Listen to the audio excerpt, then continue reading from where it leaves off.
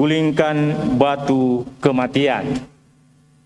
Saudara-saudari terkasih dalam Tuhan, pertama-tama pastor menyampaikan selamat pesta Paskah untuk kita sekalian. Pesta Paskah adalah pesta kebangkitan Tuhan.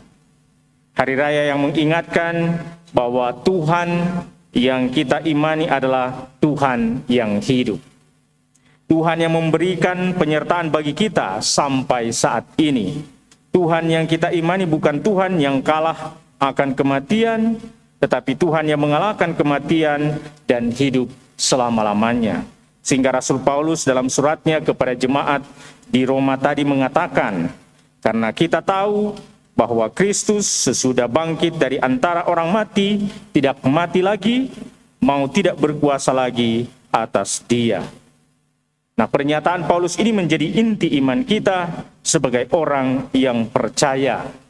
Namun dari sabda Tuhan yang kita dengarkan, memang sejak dari dulu, sejak awal mulanya, Allah menghendaki karya penyelamatan.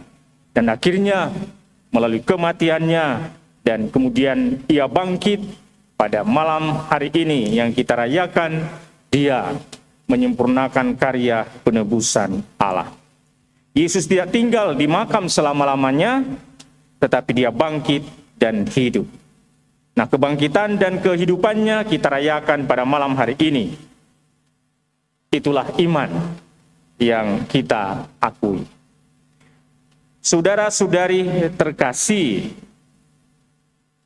suatu percakapan menarik yang bisa kita tangkap dari perempuan-perempuan yang hendak datang ke makam Yesus untuk memberikan rempah-rempah kepada jenazah Yesus adalah, saya ambil dari kitab Injil Markus, siapakah yang akan menggulingkan batu dari pintu makam bagi kita? Percakapan yang sederhana, tetapi penuh ketidakpastian, keraguan. Nah, kita bisa menangkap kebingungan para wanita yang datang ke makam Yesus. Tapi selain kebingungan, mengungkapkan rasa putus asa. Karena apa? Karena memang Yesus yang mereka agungkan mati, dibaringkan di kubur. Dan mereka datang untuk memberi rempah-rempah, karena pada saat Yesus mati, hal ini tidak mereka lakukan karena keburu hari Sabat. Satu hambatan yang mereka hadapi adalah batu yang menutup makam Yesus. Batu penutup ini menjadikan mereka terhalang untuk masuk dan memberi rempah-rempah pada Yesus. Nah, batu pula ini juga yang menutup akses keluar masuk ke dalam makam Yesus. Maka batu sebenarnya juga menjadi lambang penutup kehidupan. Nah, saudara-saudari, betapa terkejutnya para wanita itu karena ketika mengangkat mata, batu sudah terguling dan tidak lagi menutup makam Yesus. Maka hati mereka senang karena tidak perlu repot atau berjibaku menggulingkan batu penutup makam. Lebih terkejut lagi ketika masuk mereka mendapati makam kosong dan malaikat mengatakan bahwa Yesus bangkit dan mendahului mereka ke Galilea. Peristiwa kebangkitan adalah peristiwa iman. Para wanita hanyalah menyaksikan bahwa Yesus tidak terbaring lagi dalam makam, dan mereka hanya mendengar apa yang dikatakan oleh malaikat bahwa Yesus telah bangkit. Mereka keluar dari makam, berlari pulang. Mereka rasa takut, tapi juga ada kegembiraan, tanpa mengatakan apapun kepada siapapun. Para wanita ini mengalami kebangkitan Tuhan yang diawali dengan makam yang terbuka, tidak tertutup lagi dengan batu. Mereka dapat masuk dan juga keluar. Nah, peristiwa ini mengingatkan kita Yesus yang membangkitkan Lazarus, menyuruh membuka pintu makam yang ditutupi dengan batu. Dan oleh kuasa Yesus, Lazarus pun bangkit keluar dari kubur. Nah, saudara-saudari terkasih, kalau pintu makam yang adalah batu tidak terguling, maka para wanita tidak memperoleh informasi tentang kebangkitan Yesus. Makam yang terbuka dan kosong memberi mereka iman akan kebangkitan. Akhirnya pula, kita juga tidak mengalami kebangkitan dan kehidupan kalau kita tidak menyingkirkan batu kematian dalam diri kita. Apa yang menjadi batu kematian untuk kita? Pertama, batu manusia lama. Oleh permandian kita telah bersama Kristus dan kemudian hidup seperti Yesus. Hidup yang bagaimana adalah hidup yang mengikuti keinginan dan seperti Kristus adalah yang mengikuti kehendak Allah. Sebagaimana Yesus lakukan. Tapi memang akhirnya harus diakui, kita lain kali suka beriman sesuai selera kita, memelihara keangkuhan dan kesombongan kita, mempertahankan status quo, dan tidak mau berubah mengikuti cara hidup Yesus. Kalau mau mengalami kebangkitan atau kehidupan baru, maka kebiasaan-kebiasaan yang tidak baik, suka marah, iri hati, dendam, dengki, hawa nafsu, itulah yang boleh dikatakan menjadi batu. Ya, batu manusia lama kita.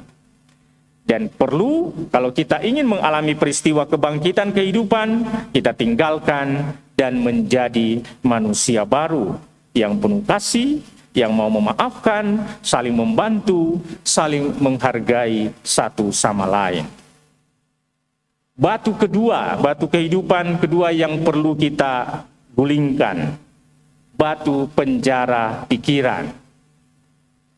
Yang ada dalam pikiran wanita-wanita itu adalah Yesus mati. Sehingga mereka berpikir siapa yang menggulingkan batu. Pikiran mereka tidak terbuka bahwa Tuhan Yesus bangkit.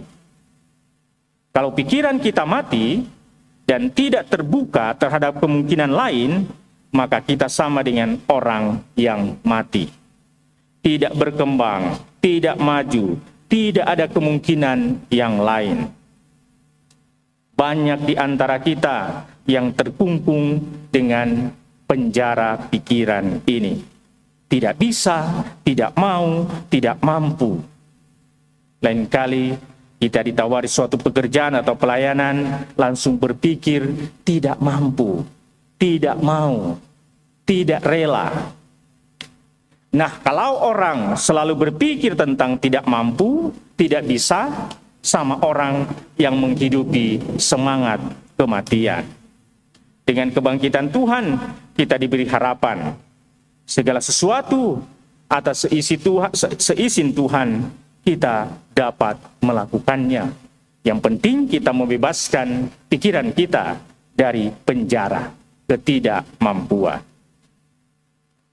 Hal ketiga yang mungkin batu yang perlu kita gulingkan adalah batu ketakutan. Karena rasa takut, para wanita yang menyaksikan makam kosong hanya berlari dan tidak bisa mengatakan kepada siapapun tentang peristiwa kebangkitan. Padahal peristiwa kebangkitan harus diwartakan dan disampaikan kepada siapapun. Rasa takut mengakibatkan kita tidak bisa berbuat apa-apa. Takut berbuat sesuatu biarpun itu suatu perbuatan baik. Takut terhadap sesama dan selalu curiga. Nah, saat ini yang dominan ya adalah rasa takut terhadap virus ya COVID-19. Ketakutan ini pada orang-orang tertentu sangat parah. Parahnya bagaimana? Adalah orang takut juga berdoa, takut juga untuk menimbang kekuatan dari Ekaristi. Tetapi kalau di pasar atau tempat umum, tempat rekreasi boleh. Tidak takut. Bagaimana kemudian kita bisa mengalami kebangkitan, hidup baru? kalau seperti itu. Padahal gereja jauh lebih menerapkan protokol kesehatan daripada tempat-tempat umum yang lain. Tapi orang takut berjumpa dengan Tuhan, takut menimba kekuatan dari Tuhan. Ini satu batu makam yang perlu kita gulingkan. Karena Tuhan yang kita imani adalah Tuhan yang hidup, bukan Tuhan yang mati, bukan Tuhan yang membiarkan kita, tetapi Tuhan yang menjaga, melindungi, dan memberikan kekuatan. Dan ketakutan ini menimbulkan juga, menyusun lagi batu selanjutnya adalah batu kemalasan.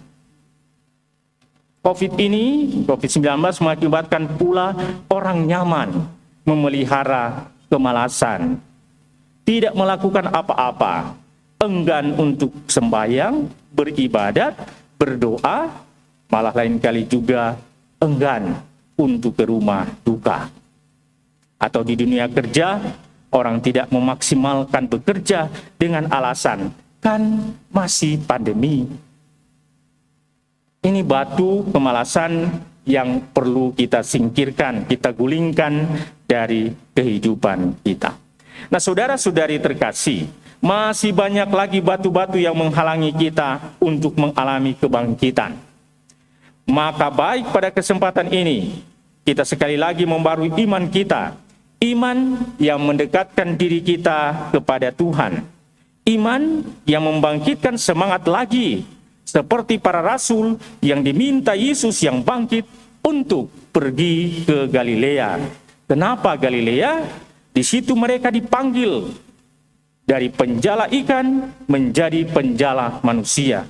Di Galilea mereka diubah oleh Yesus menjadi manusia yang baru, memiliki semangat mewartakan Injil, dan mereka sungguh menjadi murid Tuhan dan bisa dekat dengan Tuhan. Sehingga melalui perayaan Paskah ini kita juga dipanggil untuk kembali lagi ke Galilea, semangat awal kehidupan kita sebagai orang beriman, sehingga kita juga membaharui iman kita. Kita menyingkirkan batu-batu dalam diri kita agar terbuka kita mengalami hidup yang baru, sehingga kita boleh menjadi terang dan cahaya bagi orang lain, sebagaimana pada malam Paskah ini kita senantiasa menyalakan lilin sebagai tanda kita menjadi cahaya, kita menjadi terang bagi sesama kita. Gulingkanlah batu-batu penghalang untuk berjumpa dengan Tuhan dalam dirimu.